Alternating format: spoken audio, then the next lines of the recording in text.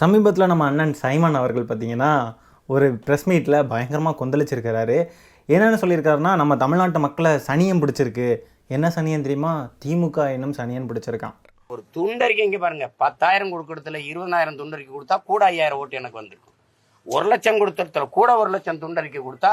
ஐயா, துண்டறிக்கையினால ஓட்டு வரும்னு சொல்லி நம்புறீங்களா நீங்கள்? மக்கள் மனசு வைக்கணும். மக்கள் உங்களுடைய செயல்பாடுகளை எல்லாம் பார்த்துக்கிட்டு தான் இருப்பாங்க.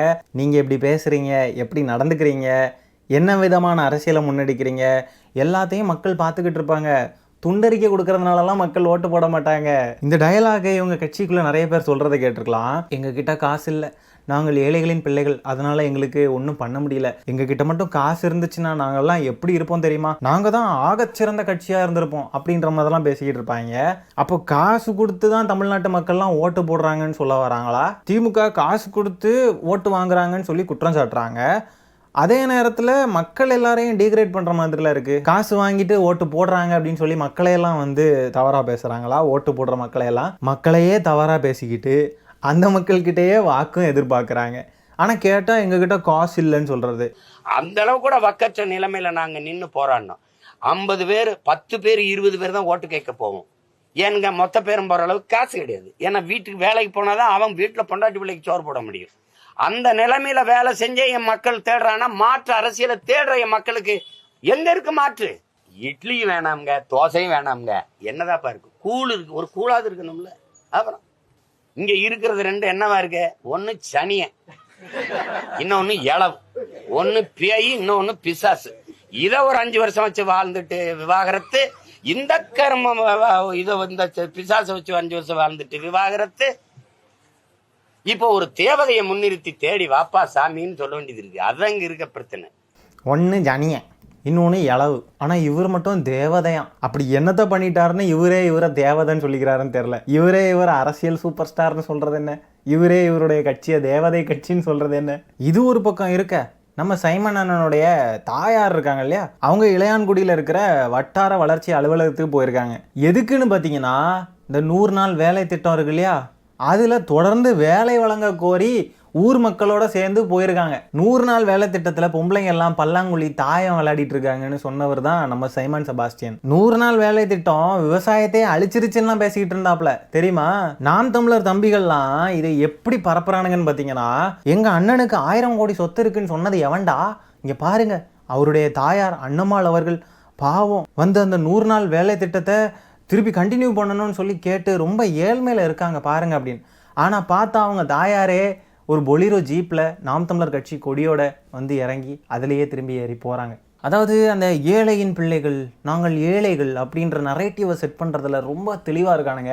சைமன் செபாஸ்டியன் 100 நாள் வேலை திட்டம் வேணான்னு சொல்கிறாப்புல, அவருடைய தாயார் 100 நாள் வேலை திட்டம் வேணும்னு சொல்கிறாப்புல. இவங்க குடும்பத்துக்குள்ளே இருக்கிறவங்களுக்குள்ளேயே கருத்து முரண்பாடுகள்லாம் நிறைய இருக்கும் போலயே. காரில் இறங்குவாங்க, ஆனால் சுத்தமாக காசே இல்லாதவங்க.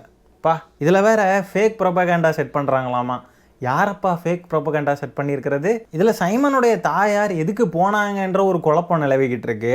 ஏன்னா அவங்க வந்தது காரில், அவங்க மக்களுக்காக அவங்க மக்கள் கூட நின்று அவங்க கோரிக்கை வச்சா இதெல்லாம் நடக்கும், 100 நாள் வேலை திட்டம் திருப்பி கொண்டு கொடுப்பாங்க அப்படின்னு சொல்லிக்கிட்டு சைமன் செபாஸ்டியன் சொல்கிறாப்புல. இன்னொரு பக்கம் பார்த்தீங்கன்னா, சைமன் செபாஸ்டியனோட தாயார் தனக்கு வேலை வேணுன்ற மாதிரி மக்களோட சேர்ந்து கோரிக்கை வச்சாங்க அப்படின்ற மாதிரியும் ஒரு சைடு பேசிக்கிறாங்க. இப்போ தனக்கு வேலை வேணும் அப்படின்னு சொன்னால் பொலேரோ காரில் வேலை கேட்குறாங்கன்ற மாதிரி ஆகாது? 100 நாள் வேலை திட்டத்துக்கு பொலேரோ காரில் கேட்குற அளவுக்கா இருக்கிறாங்க? அப்போது தனக்காகன்னு கேட்குறாங்க அப்படின்னு சொன்னால், அப்போ சைமன் செபாஸ்டியன் தாயாரை கண்டுக்கவே மாட்டேங்கிறாங்களா? தம்பிகள்லாம் உருட்டிக்கிட்டு இருக்கிறானுங்கல்ல, பாவப்பட்ட தாயார். எங்கள் அண்ணன் எங்கடா சொத்து?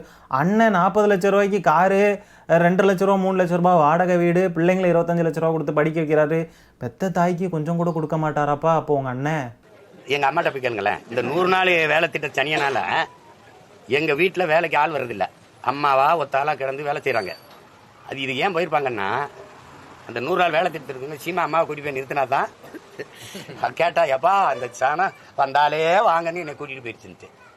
அது ஏதோ ஊரில் இருக்கிறவங்க கூப்பிட்டுருப்பாங்கன்னு போயிருப்பாங்க. உண்மையிலே 100 நாள் வேலை திட்டத்தில் பாதிக்கப்பட்ட வேளாண் குடும்பத்தில் எங்கள் குடும்பமும் ஒன்று. இது உலகத்துக்கே தெரியும். ஒரு நாளில் 2 ஏக்கர் அறுத்தோம் நாங்கள், ஒரு வாரத்தில் 1 ஏக்கர் அறுக்கிறோம்.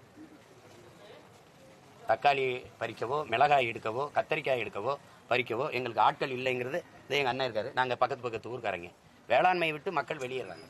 கெஞ்சிரா எங்க அம்மா, இந்த நிலத்தையெல்லாம் யாருக்காவது கொடுத்துருப்பா, போட்டு சாப்பிட்டுக்கிறட்டும். ஏதோ ஆயிரக்கணக்கில் ஏக்கர்களை வச்சு விவசாயம் செய்கிற பண்ணையார் மாதிரி பேசிக்கிட்டு இருக்காப்புல. சீமான் வீட்டுக்கு வேலைக்கு போனா 500 ரூபா காசோட ஒரு குவார்டர் கிடைக்கும்னு வரான். என்னது இப்படி பண்றீங்கன்னா ஆள்லே வழி இல்லையே.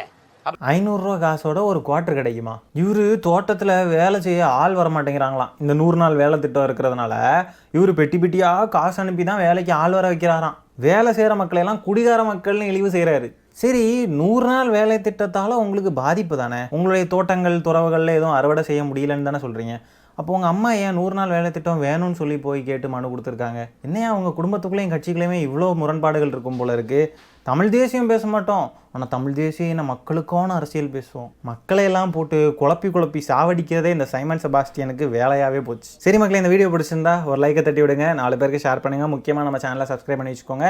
இந்த வீடியோவில் நம்ம பேசியிருக்கிற விஷயங்களை பற்றி உங்களுடைய கருத்துக்கள் என்னன்றதை கமெண்ட்டில் பதிவு பண்ணுங்கள். மீண்டும் இன்னொரு காணொலியில் சீக்கிரமாக உங்களை சந்திக்கிறேன். அது வரைக்கும் டாடா பை, டேக் கேர்.